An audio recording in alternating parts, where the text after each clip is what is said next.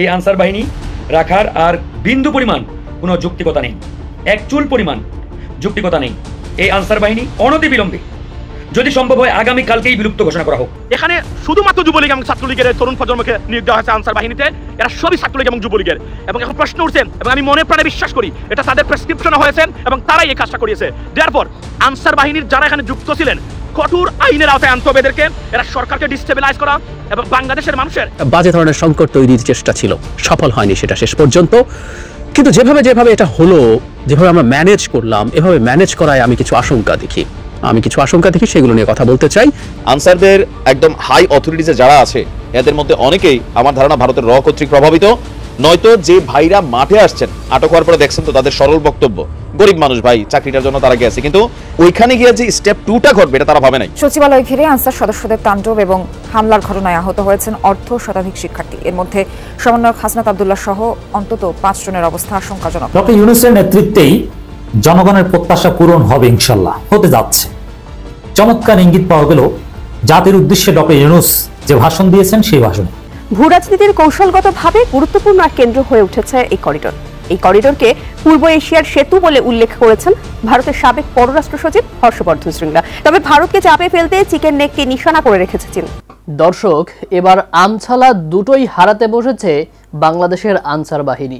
দর্শক, ইতিমধ্যেই আপনারা কিন্তু জেনে গিয়েছেন যে গতকাল রাতে তারা একটা কু করার চেষ্টা করেছিল, সেখানে অনেকগুলো শিক্ষার্থী আহত হয়েছে এবং সমন্বয়ক হাসনাত সহ তারা খুবই গুরুতর অবস্থায় আছে। দর্শক মণ্ডলী, এখন পর্যন্ত তাদেরকে ডাক্তাররা ফলো আপে রেখেছে। তো দর্শক, তাদের অবস্থা কিন্তু আশঙ্কাজনক। এরই ভিত্তিতে এবার আনসার বাহিনী আমছালা দুটোই হারাতে বসেছে। দর্শক, আগে যেমন তারা 6 মাস কাজে থাকতো এবং 6 মাস বিরতিতে থাকতো, অর্থাৎ কর্মবিরতি দিত, এখন কিন্তু এটাও হারাতে বসেছে এই আনসার সদস্য বাহিনী। তো দর্শক, হঠাৎ করে তারা কেন এমন কুর পরিকল্পনা করলো এবং তারা কেন এই সরকারকে অস্থিতিশীল করার প্রচেষ্টায় লেগেছিল?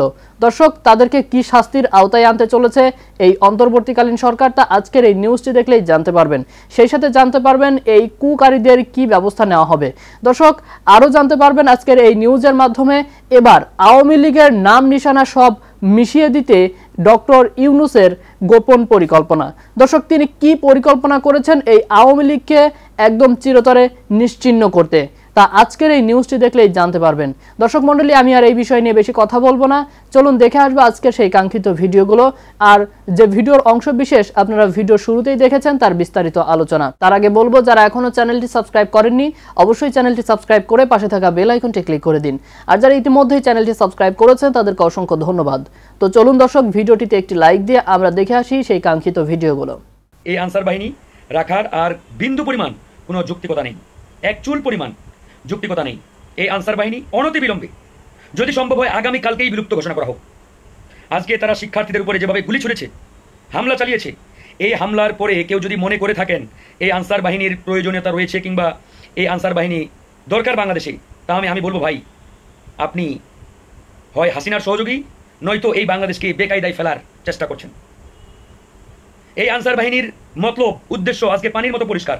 তারা কি চায়, কি উদ্দেশ্যেই এই বাংলাদেশকে অস্থিতিশীল করার পায়তারা করছে, একবারে পানির মতো পরিষ্কার।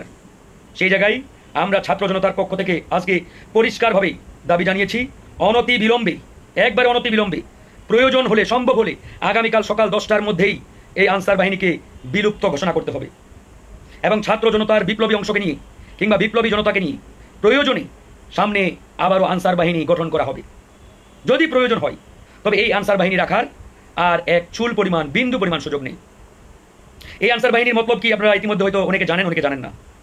এই আনসার বাহিনী আমাদের সেনাবাহিনীর সুনাম এবং সেনাবাহিনীকে এক প্রকারের ধ্বংস করার মিশনে নেমেছে। ইতিমধ্যে আপনারা জানেন সেনাবাহিনী বাংলাদেশে সাম্প্রতিক সময়ে যে ভূমিকা রেখেছে এবং ফ্যাসিবাদ পতনে তাদের যে শেষমেশ যে অবস্থান, এটি বাংলাদেশের লাখো কোটি এবং সারা পৃথিবীতে সুনাম অর্জন করেছে। এই মুহূর্তে বাংলাদেশে আইন শৃঙ্খলা রক্ষার দায়িত্বে মূলত সেনাবাহিনী রয়েছে। কারণ পুলিশ বলেন, র্যাব বলেন, বিজিবি বলেন, এই 3টি বাহিনীকে খুনি হাসিনা ধ্বংস করে দিয়েছে। তাদের দলীয় পেটুয়া বাহিনীতে রূপান্তর করে এই 3টা বাহিনীর ন্যূনতম যে নৈতিকতা সেটি অবশিষ্ট নেই। আজকে মানুষ পুলিশের পোশাক দেখলে থুতু মারে, পুলিশের নাম শুনলে ঘৃণা প্রকাশ করে, কারণ হাসিনা এই বাহিনীটিকে তাদের ক্যাডার বাহিনীতে রূপান্তর করেছে। তো সেই জায়গায় সারা বাংলাদেশে থানা বলেন, জেলা বলেন, সব জায়গায় সেনাবাহিনী আইন শৃঙ্খলা রক্ষা করছে। তো আমাদের এই পরাজিত খুনি হাসিনা এবং ইন্ডিয়ান প্রেসক্রিপশনে এই আনসার বাহিনী, এদেরকে আর আনসার বলা যাবে না আজকে থেকে, এরা হচ্ছে আনসার লীগ অথবা হাসিনা লীগ। এই আনসার লীগকে মাঠে নামিয়ে দেওয়া হয়েছে যে তোমরা সচিবালয় অবরুদ্ধ করে রাখো। সচিবালয় হচ্ছে বাংলাদেশ পরিচালনার নিউক্লিয়াস। এই নিউক্লিয়াসকে তোমরা অবরুদ্ধ করে রাখো। তোমাদেরকে দমাতে কে আসবে? পুলিশ তো নাই, তাহলে তোমাদেরকে দমাতে সেনাবাহিনী আসবে। আর সেনাবাহিনী এসে যদি কোনোভাবে তোমাদের উপরে অ্যাটাক করে, আক্রমণ করে কিংবা গুলি চালায়, তখনই আমরা আমাদের খেলা শুরু করব। কারণ তারা ইউনিফর্ম পরা অবস্থায় আন্দোলন করছে। খেয়াল করবেন, এই আনসারের সদস্যরা প্রত্যেককে ইউনিফর্ম পরা, এবং এরা কতজন আনসারের সদস্য আমরা কিন্তু তাও জানি। এখানে অধিকাংশ ছাত্রলীগ, যুবলীগের সন্ত্রাসী বাহিনীর সদস্য রয়েছে, তারা আনসার নয়, কিন্তু আনসারের পোশাক পরে তারা মাঠে নেমে বিক্ষোভ করছে। ঘন্টার পরে ঘন্টা রাজপথ অবরোধ করে রেখেছে, সচিবালয় অবরোধ করে বিক্ষোভ করছে। এদের মতলবটাই বাংলাদেশকে অস্থিতিশীল করা, সেনাবাহিনীকে কোনোভাবে কালারিং করতে পারলেই এদের খায়েশ আর এদের যে এজেন্ডা এটা তারা বাস্তবায়ন করতে পারে। এই জন্যই মূলত এদেরকে মাঠে নামিয়ে দেওয়া হয়েছে। আজকে তারা সচিবালয় অবরুদ্ধ করে রেখেছে। চিন্তা করে দেখেন, আমরা বলেছি তাদের দাবি যদি যৌক্তিক হয়ে থাকে, তারা প্রয়োজনে প্রধান উপদেষ্টার সাথে বসুক, তাদের একটি প্রতিনিধি দল প্রধান উপদেষ্টার সাথে বসে আলোচনা করুক। প্রধান উপদেষ্টা, আমাদের মাননীয় প্রধান উপদেষ্টা পরিষ্কারভাবে বলেছেন যে আপনাদের দাবি যদি যৌক্তিক হয় আমরা অবশ্যই মেনে নেব এবং সেটা বাস্তবায়ন করব। 17 বছর ধরে দেশটাকে খুনি হাসিনা ধ্বংস করে দিয়েছে।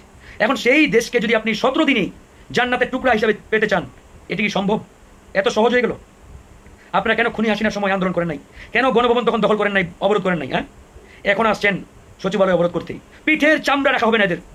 আমরা পরিষ্কারভাবে ঘোষণা দিচ্ছি, কালকে থেকে কোনো আনসার যদি রাজপথে নেমে থাকে, এদেরকে যেখানেই পাবেন এদের পিঠের চামড়া আপনারা তুলে নেবেন, গণধোলাই দিবেন এদেরকে। পরিষ্কার ঘোষণা আমাদের। কোনো পরাজিত শক্তির বীজ বাষ্প আমরা বাংলাদেশে দেখতে চাই না।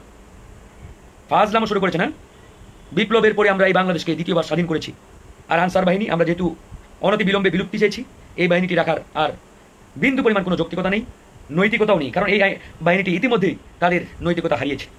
তারা যখন ছাত্রদের উপরে গুলি চালিয়েছে, তার মানে বুঝতে হবে এই বাহিনীটি আর বাহিনীতে নেই, এর একটি রাক্ষসে রূপান্তর হয়েছে। এবং এই রাক্ষসের পিছনে কারা আছে সেটিও আমাদের পানির মতো পরিষ্কার। সুতরাং এই রাক্ষস বাহিনীকে এদেশের ছাত্র জনতা আর এক সেকেন্ডও দেখতে চায় না। প্রয়োজনে নতুন করে এই বাহিনীটি গড়ে তোলা হবে। ছাত্র জনতার বিপ্লবী অংশকে নিয়ে বা বিপ্লবীদের নিয়ে আপনারা আনসার বাহিনী আবারও পুনর্গঠন করেন, কোনো অসুবিধা নেই, কিন্তু এই বাহিনীটি এই মুহূর্তে বিলুপ্তি করে দেন। আনসার সদস্যের নামে, তাদের দাবি দাওয়া পূরণের নামে দেশে একটা অস্থিতিশীল এবং অরাজক পরিস্থিতি তৈরি করার চেষ্টা হবে, এটা আমরা বুঝতে পারছিলাম। স্পেসিফিকলি যদি বলি, সরকার গঠন মানে ডক্টর ইউনূসের সরকার গঠন করার 3-4 দিনের মধ্যেই তারা ধাপে ধাপে রাস্তায় নেমে নানা ঝামেলা শুরু করেছিলেন।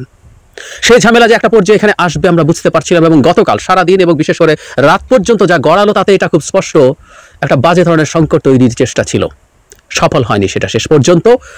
কিন্তু যেভাবে যেভাবে এটা হলো, যেভাবে আমরা ম্যানেজ করলাম, এভাবে ম্যানেজ করায় আমি কিছু আশঙ্কা দেখি, সেগুলো নিয়ে কথা বলতে চাই।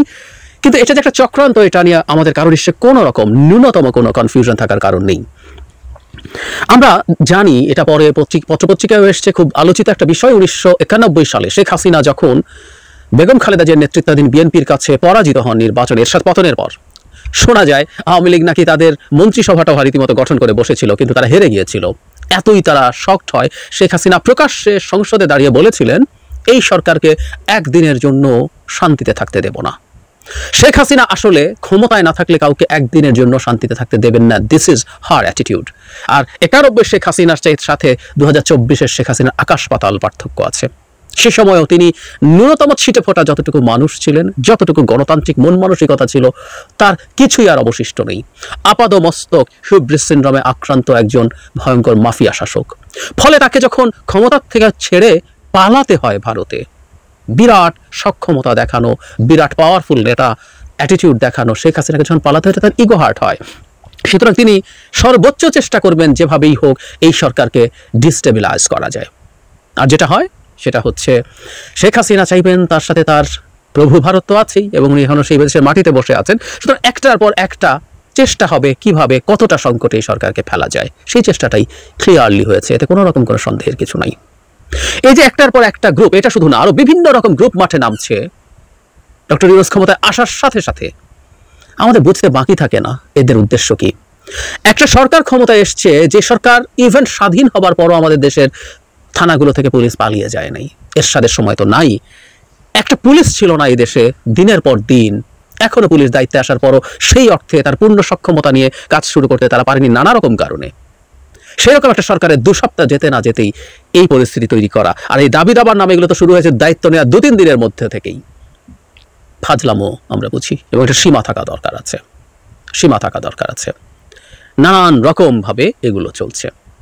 যে সরকারটা মাত্র এসছে তাদের কাছে দাবি দেওয়া জানানো এবং কেন জানানোর চেষ্টা, যে সরকারের পায়ের নিচে এখনো খুব শক্ত মাটি নেই। শক্ত মাটি এই অর্থে যে প্রশাসন জনসমর্থনের শক্ত মাটি আছে, এটা একটা মারাত্মক রকম ক্ষয়ক্ষতি হওয়ার, মারাত্মক রকম রক্তপাতের মধ্য দিয়ে একটা গণ অভ্যুত্থানে গঠিত সরকার।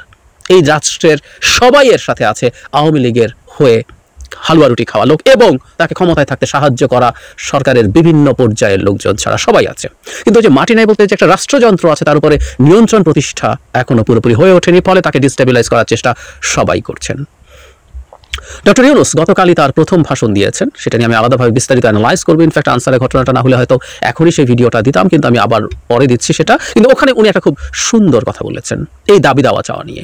বলছেন একটা সরকার যখন আসে, দীর্ঘদিন এই দেশে যখন মানুষের ম্যান্ডেটহীন সরকার ছিল, যারা জনগণের কথা শোনেনি, সেই সময় মানুষের মধ্যে নানা রকম অপ্রাপ্তির বোধ, বঞ্চনা হতে পারে, এটা সম্ভাবনা আছে এবং সেটা জানানোও যাবে নতুন সরকারকে। কিন্তু উনি বলছেন সেটা এখন এভাবে রাস্তা বন্ধ করে না। তিনি বলছেন যে এগুলো তারা লিখিতভাবে দিক, সেগুলো নিয়ে আলাপ আলোচনা হোক, তারপর হবে। কিন্তু না, সেটা কেউ শুনবেন না। এরকম ম্যাসিভ কাণ্ড ঘটাতে যাচ্ছেন।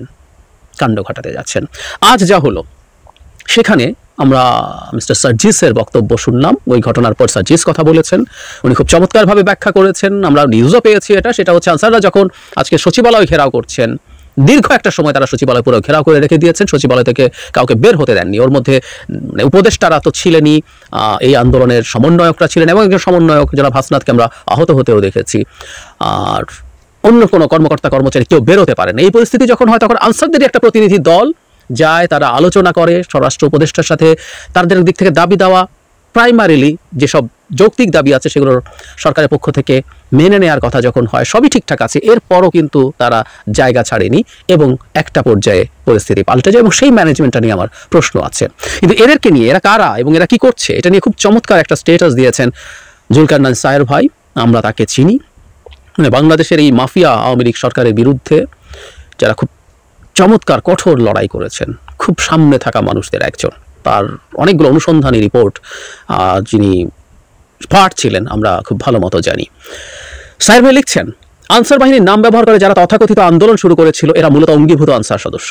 স্বরাষ্ট্র মন্ত্রণালয়ের বরাতে জানা গেছে বিগত 15 বছরে প্রায় 42,000 অঙ্গীভূত আনসার নিয়োগ পেয়েছেন, যার বেশিরভাগ সদস্যই গোপালগঞ্জ ও এর আশেপাশের জেলার বাসিন্দা এবং বাংলাদেশ আওয়ামী লীগের রাজনীতির সাথে যুক্ত। আমরা এটা ধারণা করছিলাম, উনি খুব চমৎকারভাবে এটা জানাচ্ছেন।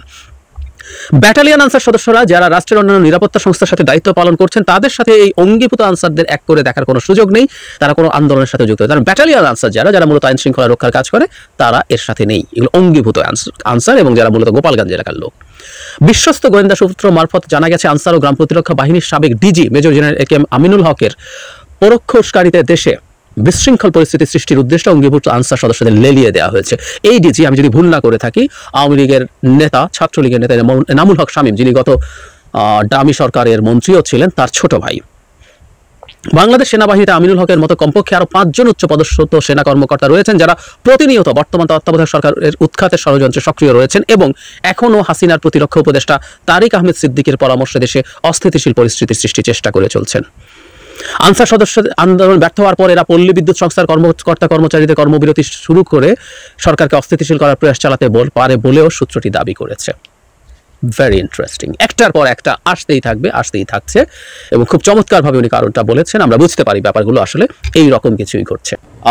মাঠ পর্যায়ে আওয়ামী লীগের কাছে যে মেশিনারিজগুলো আছে, লাইসেন্সড, হ্যাঁ, হাজার হাজার মেশিনারিজ কিন্তু আওয়ামী লীগ নেতাকর্মীদের কাছে আছে। এখন সেই মেশিনারিজগুলো অপব্যবহার হতে পারে, সেগুলা পাল্টা কাউন্টারে যাইতে পারে, রাষ্ট্রের জন্য হুমকি স্বরূপ মনে করছে সরকার। আর এক আদেশে মেশিন নিয়ে হাঁটা নিরাপত্তার অভাবে, মেশিন কারা নিত, মানে যারা অস্ত্রের লাইসেন্স নিত কারা, সেই লেভেলের মানুষ যাদের জীবনের নিরাপত্তা হীনতায় ভুগত, তারা ভিভিআইপি বা সামহাও ওই লেভেলের মানুষ ছিল। তো নতুন একটা আইন হয়ে গেছে, আওয়ামী লীগ আমলের সব বেসরকারি অস্ত্রের লাইসেন্স বাতিল, সরকারি অস্ত্র পরিবহন করে। আমরা দেখছি যারা ধরেন কি বলে যে আমাদের আইন শৃঙ্খলা বাহিনী, তারা বেসরকারি জনগণকে গত 15 বছরে দেওয়া আগ্নেয়াস্ত্রের লাইসেন্স স্থগিত করে দিয়েছে স্বরাষ্ট্র মন্ত্রণালয়।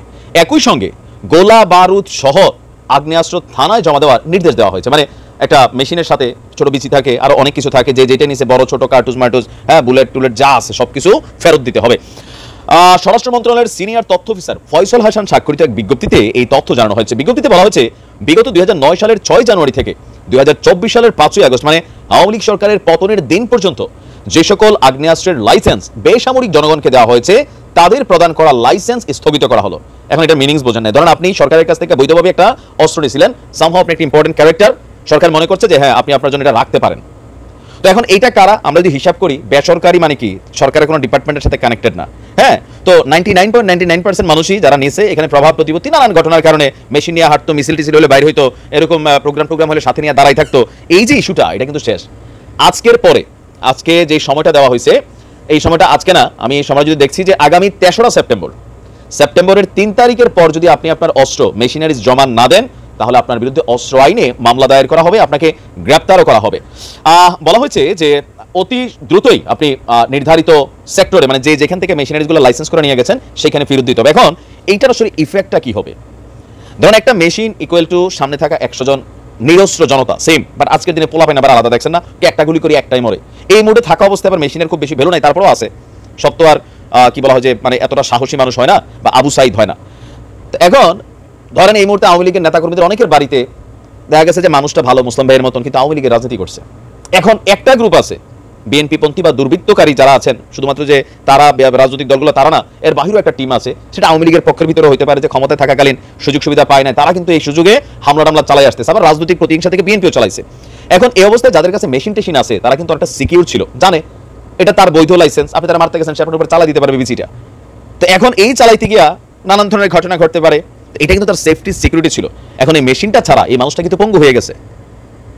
গত 15 বছরে, এর আগের গুলা বলে নাই, গত 15 বছরে যা পাইছেন, এর আগে যদি কেউ পায়ে থাকেন সামহাও 111 সরকার বা এর আগে বিএনপি সরকারের বা এর আগে আওয়ামী লীগ সরকারের, ওইটাতে সমস্যা নাই, জাস্ট হচ্ছে 2009 জানুয়ারি থেকে পতনের দিন পর্যন্ত। তো আওয়ামী লীগের নেতাকর্মীরা, আমি সবাই বলি, আপনারা সাবধানে থাকবেন।